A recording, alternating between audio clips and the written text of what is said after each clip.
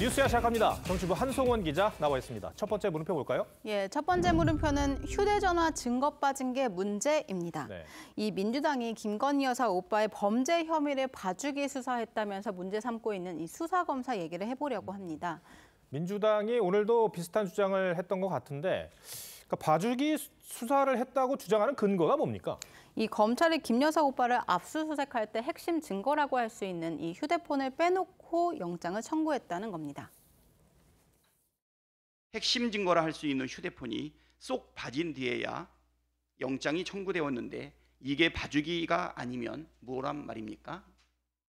예, 다만 당시 검찰은요, 김 여사 오빠의 회사 이메일과 사무실, 금고, 차량은 모두 압수수색했습니다. 이후에 이 최초 적용했던 이 사문서 위조 혐의뿐 아니라요, 위계에 의한 공무집행 방해 혐의까지 추가 적용해서 기소했습니다. 다른 건 다 압수수색을 했는데 휴대전화만 빠진 이유가 있을까요? 네, 휴대전화에는 이 범죄 관련 정보 외에도 이 민감한 개인정보가 많기 때문에 법원이 휴대전화에 대한 영장 발부는 상당히 엄격하게 보고 있습니다. 검찰도 그만큼 신중하게 영장을 청구할 수밖에 없는데요. 이는 이재명 대표에 대한 수사를 봐도 잘 알 수가 있습니다. 이 대표도 휴대전화 압수수색을 당하진 않았죠? 예, 맞습니다. 이 대표와 관련한 수사에서 검찰은 이 36차례 압수수색을 실시했습니다. 민주당은 무려 300여 차례 압수수색을 당했다고 주장하고 있고요. 그런데도 이 대표의 휴대전화는 한 번도 압수수색이 이루어지지 않았습니다. 자택이나 당 대표실 등 이 사무실도 마찬가지입니다. 검찰이 압수수색을 안 한 겁니까? 아니면 하려고 했는데 법원이 못하게 한 겁니까? 예, 검찰이 안 한 거였습니다. 이 검찰 내부 상황을 취재해 보니까요. 이 수사팀에선 압수수색 필요성이 있다고 봤지만 이원석 검찰총장이 반려했다고 합니다. 아, 이원석 검찰총장이 반려를 했다고요? 그동안의 이 총장의 모습을 보면 좀 의외긴 합니다. 예, 이 김건희 여사 오빠 같은 경우에는 사문서 위조 혐의를 받고 있지만요. 이 대표는 현재까지 대장동 특혜 의혹, 쌍방울 대북 송금 의혹, 성남FC 의혹 등 이 뇌물과 배임 혐의, 또 선거법 위반과 위증 교사 혐의까지 훨씬 혐의가 많습니다.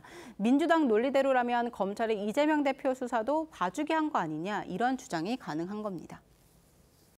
이재명 수사할 때 중앙지검에서 휴대폰 압수수색을 한 번도 하지 않았습니다. 송경호를 먼저 탄핵해야 할 겁니다. 네, 알겠습니다. 첫 번째 물음표 정해볼까요?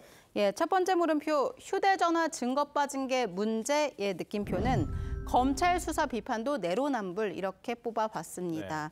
네. 이 이재명 대표에 대한 수사 대부분은 이 윤석열 정부 이전부터 시작됐던 겁니다. 이미 각종 혐의로 수사를 받았던 상황이지만 당대표가 됐고 지금은 그런 당대표를 지키기 위해서 당 전체가 나서서 이 검사들을 공개 비판하고 있습니다. 내가 받으면 과잉 수사, 남이 받으면 부실 수사라는 민주당 주장이 국민들에게 어떻게 받아들여질지 모르겠습니다. 네. 두 번째 물음표는 뭡니까? 예, 두 번째 물음표는 겨울은 출판의 계절입니다. 예, 흔히들 가을을 독서의 계절이라고 하는데 겨울이 왜 출판의 계절입니까? 예, 이 최근 정치인들의 출판 기념회가 잇따라 열리고 있죠. 이 국회의원뿐 아니라 현직 구청장들도 예외가 아닙니다. 이필영 동대문 구청장에 이어서 지난주에는 서강석 송파구청장이 출판 기념회를 열었습니다. 그런데 이 구청 직원들 사이에서요, 이를 두고 볼멘 소리가 나오고 있습니다. 구청장들이 출판 기념회를 왜 하는지 도무지 이해가 안 가는데 어떤 불만들이 나옵니까? 인사권을 가진 구청장이 이 출판 기념회를 열면 이 직원들 입장에선 안 갈 수가 없겠죠. 또 가더라도 책을 몇 권 사야 하는지, 이 책값은 얼마나 내야 하는지 부담이 될 수밖에 없습니다. 실제로 송파구 공무원 노조 홈페이지에 들어가 봤더니 이 차라리 비서실에서 상한액을 정해달라, 승진철에 한몫하겠다는 거냐, 이런 불만글들이 여러 건 올라와 있었습니다.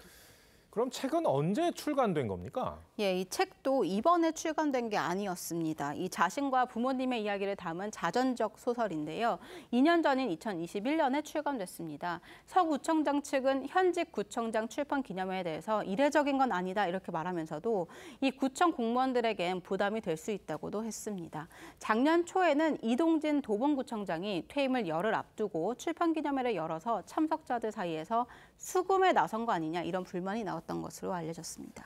사실 정치인의 출판 기념회가 정치 자금 모으려는 것 아니냐는 비판이, 그런 지적들이 나온 게 어제 오늘의 일이 아니죠. 예, 이 출판 기념회는요, 이 모금액 한도도 없습니다. 또 이 지출 내역을 공개할 의무도 없습니다. 또 책값은 10,000원대 정도지만 관례적으로 정가보다 많은 이 5만 원, 10만 원, 많게는 100만 원 이상을 내는 경우도 있다고 합니다. 정치 자금도 확보할 수 있고 얼굴도 알릴 수 있으니 일석이조인 셈인 거죠. 이 같은 지적에 출판 기념회를 아예 폐지하거나 이 모금액을 공개하고 정가 판매를 하는 규정을 담은 법안들이 제출이 됐지만 국회에서 매번 흐지부지 됐습니다. 이 여야 의원들이 합법적으로 이 정치 자금을 모을 수 있는 수단인데 이것을 없앨 리가 없겠죠. 예, 특히 내년 총선을 앞둔 요즘에는요, 이 국회의원들을 비롯한 예비 후보자들의 출판 기념회가 본물처럼 쏟아지고 있는 상황입니다. 국민의힘에선 최근 국민들의 곱지 않은 시선을 의식해서 이 출판 기념회 자제령이 내려졌지만 권고 사항에 그칠 뿐입니다. 정치권에서 참 안 고쳐지는 것 중에 하나가 아닌가 싶습니다. 알겠습니다. 두 번째 물음표도 정해볼까요? 예, 두 번째 물음표, 겨울은 출판의 계절의 느낌표는 집필 활동은 퇴임 후에 이렇게 뽑아봤습니다. 요즘 여야에 이 모처럼 혁신 바람이 불고 있으니까 매번 논의가 무산된 이 출판 기념회 금지를 혁신 안으로 내놓고 실천해보는 건 어떨까 합니다. 그게 안 된다면 일단은 정치 활동에 집중하시고 집필 활동은 나중에 하시는 게 이 불필요한 오해를 피할 가장 좋은 방법이 될 겁니다. 알겠습니다. 한성원 기자, 잘 들었습니다.